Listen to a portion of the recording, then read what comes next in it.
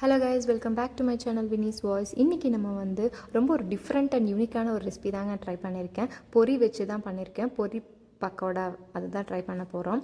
So அதுக்கு முன்னாடி என்னோடய வீடியோ ஃபர்ஸ்ட் டைம் பார்க்குறீங்கன்னா என்னோடய சேனலை மறக்காமல் சப்ஸ்கிரைப் பண்ணிக்கோங்க. அண்ட் வாங்க வீடியோக்குள்ளே போயிடலாம். ஃபர்ஸ்ட் நான் வந்து ஒரு கப் பொரி எடுத்திருக்கேன். அது வந்து நல்லா மொறுமொறுன்னு இருந்தால் நல்லாயிருக்கும். அதை வந்து கிரைண்ட் பண்ணிக்கோங்க ஃபஸ்ட்டு. அதில் வந்து ஒரு ரெண்டு இல்லைனா ஒன்று போல் ஒரு ரெட் சில்லி ஆட் பண்ணிவிட்டு நல்லா இந்த மாதிரி பவுடர் பேஸில் அரைச்சிக்கோங்க.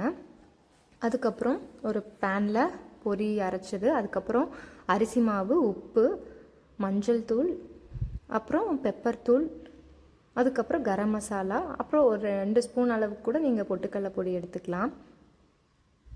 இதெல்லாமே நல்லா மிக்ஸ் பண்ணிவிட்டு தண்ணி மட்டும் கொஞ்சம் கொஞ்சமாக விட்டுட்டு அப்புறம் பிசைங்க. ஒரே இதாக போனால் நிறையா தண்ணி ஆயிடுச்சுனாலும் அந்த பதம் கிடைக்காது. இந்த மாதிரி சப்பாத்தி மாவு பதத்துக்கு நல்லா வச்சுட்டு அப்புறம் உங்கள் ஒர்க் சர்ஃபேஸில் இந்த மாதிரி ஒரு ஷீட் இல்லை ஏதாவது ஒரு கவர் எடுத்துகிட்டு இந்த மாதிரி ரோல் பண்ணி நான் காமிக்கிற மாதிரி இதே மாதிரி பண்ணிக்கோங்க. பண்ணிவிட்டு உங்களுக்கு என்ன டிசைன் வேணுமோ நீங்கள் அதை மேக் பண்ணிக்கலாம். கையில் கூட பண்ணலாம், இது வச்சு தான் நீங்கள் பண்ணணுன்னு இல்லை. இந்த மாதிரிலாம் பண்ணி மோல்ட் பண்ணி எடுத்து வச்சுக்கோங்க. என்ன ஷேப் வேணாலும் இருக்கலாங்க. ரவுண்ட் இருக்கலாம், ஓவல், எந்த மாதிரி கூட இருக்கலாம்.